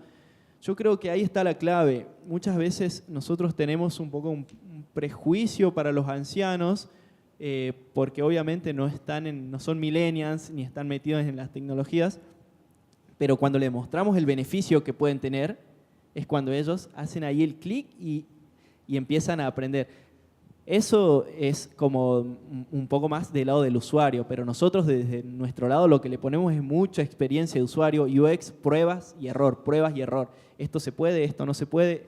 Por ejemplo, hay gente que tiene, anciano, Parkinson o alguna patología y controlamos que en el test auditivo, por ejemplo, uno de los cambios, el doble tap no corre, o sea, no funciona. Funciona, el segundo tap no lo detecta la app. Tiene ahí una protección porque detectamos que muchos ancianos hacían doble tap, entonces como si escucharan 2 veces y era un problema que nosotros lo resolvimos detectándolo con el feedback online y aplicándole un poco de experiencia de usuario y algunas correcciones técnicas. Pero son cosas que nos vamos acostumbrando y por suerte está dando resultados. Respondendo a tua pergunta, eu estava aqui pensando, né? Porque eu estava me colocando no lugar do colega que é o fundador, né? Depois que ele identificou que o tetraplégico, o amigo dele, tinha uma necessidade. Então, a primeira ideia que passou na cabeça dele foi: eu preciso fazer alguma coisa a respeito disso, né? Ou seja, eu vou tentar ver se eu consigo fazer alguma coisa. Aí é a congregação de algumas coisas, né? Primeiro é a disponibilidade da tecnologia, né? Porque tem coisas que você não cria, você só põe junto. E o que ele fez foi pôr junto algumas tecnologias. E isso aí, certamente, isso aí vira uma nova coisa que até então não estava lá. Mesmo que os componentes existissem, aquilo junto não existia, que é o caso, por exemplo, da automação residencial com acessibilidade. Mas na hora que ele desenvolveu o primeiro protótipo e que mostrou para o tetraplégico e que o cidadão ficou encantado, inclusive ele participou do desenvolvimento do produto, que é uma coisa que eu ia me remeter ao que o André falou antes, ele viu que ali tinha tração, né? Ele disse: ó, pode ir em frente, porque isso aqui vai ajudar muita gente. E qual foi o protótipo? Foi um transmissor que era acoplado ao computador e ele usava a câmera do computador, que era um software público, que na época tem. Até hoje você tem softwares que, se você colocar no teu computador e mexer a cabeça, ele vai dizer onde a tua cabeça está. E era o primeiro protótipo, né? Mas tem muita interferência, porque tem o problema da luz, se passar uma pessoa atrás, ela se perde e tal. Mas o clique foi na hora que ele identificou que existia alguma coisa que podia ajudá-lo e mostrou para a pessoa. E a pessoa disse, praticamente foi ela que disse: olha, vai em frente, porque isso aí vai ajudar muita gente, né? E no caso do Sebrae, vocês podem entrar lá, sebrae.com.br/negócios de impacto social. Lá é a porta de entrada para vocês entenderem tudo que o Sebrae está fazendo, tá? Tem de tudo que vocês pensarem. Consultorias individuais, treinamentos, materiais didáticos variados, vídeos, PDFs, lá, textos, projetos em que se juntam conjunto de empresas, de empreendedores que estão pensando em impacto social, forma-se um grupo, e aí o Sebrae segue com esse grupo por 2 anos, até 2 anos, fazendo um processo de fortalecimento do grupo, ações de... O Sebrae trabalha em 3 pilares fundamentais: mercados, quer dizer, vender, inovação e gestão. Então, inoculando dentro desse grupo. Aí, o porém disso é que cada estado trabalha de um jeito. Aqui em São Paulo existe algumas dinâmicas específicas, mas São Paulo olha muito fortemente para startups e olha para o nicho negócio de impacto, startups, negócio de impacto, tá? Outros estados já têm um projeto de impacto social muito bem postado do ponto de vista digital, do ponto de vista de web, do que está nesse site que eu te passei, os materiais são todos nacionais. Então, e aí tem eventos apoiados, eventos próprios, tem de tudo. É um projeto novo no Sebrae, tem 5 anos, 6. Eu tenho a honra de ter começado ele a partir de um acidente, igual vocês lá no TCU, no Coquetel, tal. A gente indo numa Campus Party, fomos fazer uma palestra sobre microempreendedores individuais, e aí era um painel de impacto social, como é que o MEI ajudaria negócio de impacto social. O que é impacto social? Que negócio é esse? Foi uma liga imediata. A gente saiu de lá, fala, cara, o Sebrae tem que ter projeto desse jeito. A gente tem que olhar para esse nicho aqui, porque não é igual ao resto. E aí o Sebrae começou a atuar e hoje está muito forte. E aí dá uma olhada lá. Lá é o ponto de partida. De lá você vai descobrir N coisas, N possibilidades, qualquer um aqui, tá? Pessoal, nós temos que encerrar, a Ana já está ali dando... Obrigado a todos, viu? Obrigado, Ana, de novo. Obrigado, Pedro. Obrigado, Rafael. Seguimos em contato. Você encerra, né, Ana? Queria agradecer muito esse trio de transformadores de mundo, né? Um encanto. A vocês todos, porque foi, enfim, um debate em que a gente sempre aprende muito com as perguntas dos outros, né? As colocações. E queria fazer um convite para que vocês sigam os outros encontros. Na verdade, a gente tem 2 projetos que se intercalam, este dos diálogos startupeiros e um chamado Meu Futuro é Agora, em que, pelo fio condutor do futuro do trabalho, a gente discute mudanças urbanas, mudanças de sociedade, mudanças culturais. Então, dia 24, agora, a gente vai ter o curador-chefe do Museu do Amanhã, Luiz Alberto Oliveira, que é um PhD em cosmologia incrível. Assim, eu abri o currículo Lattes dele e não entendi nada, né? Uma sopa de letrinhas, e ele consegue transformar essa complexidade toda em conversa de bar, né? E a gente vai falar justamente sobre isso, dia 24 de março. E daí, dia 7 de abril, a gente tem a próxima edição dos Diálogos Startupeiros. Nessa ocasião, a gente vai ter gastronomia, mas não é só a gastronomia do super charme da mesa. E é um rapaz que vem da Dinamarca, para vocês conhecerem, chamado Mikael Haase, que era de um setor corporativo, resolveu abrir uma startup dedicada a ajudar a combater o desperdício alimentar. Então, ele desenvolveu um aplicativo em que a gente consegue, em casa, misturar os ingredientes conforme a gente coloca as preferências de gosto, o que eu tenho na geladeira, e eles fazem receitas que combinam, chamada Plant Jammer. E a gente tem também uma startup aqui de São Paulo chamada Local Chef, que dá, sobretudo, visibilidade àqueles chefes que trabalham próximos para gerar renda, para dar mais conexão no bairro, na rua, na cidade. Então, são 2 startups que vão discutir gastronomia por um viés que nos parece também muito coerente com a lógica que aqui a gente vem debatendo. Vocês podem acompanhar a programação completa pelo site do Farol Santander. Vocês vão ver lá debate, arena. A gente solta a cada 3 meses, né, as 3 seguintes. Pelo canal da Garimpo, também no Facebook. A gente vai postando tudo. E, quando os vídeos estiverem já disponíveis, a gente também vai avisar pelos canais, tá? Tanto do Farol Santander quanto da Garimpo. Vai ser bacana vocês acompanharem. Então, muito obrigada pela presença. Bom fim de semana a todos. Obrigada, meninos.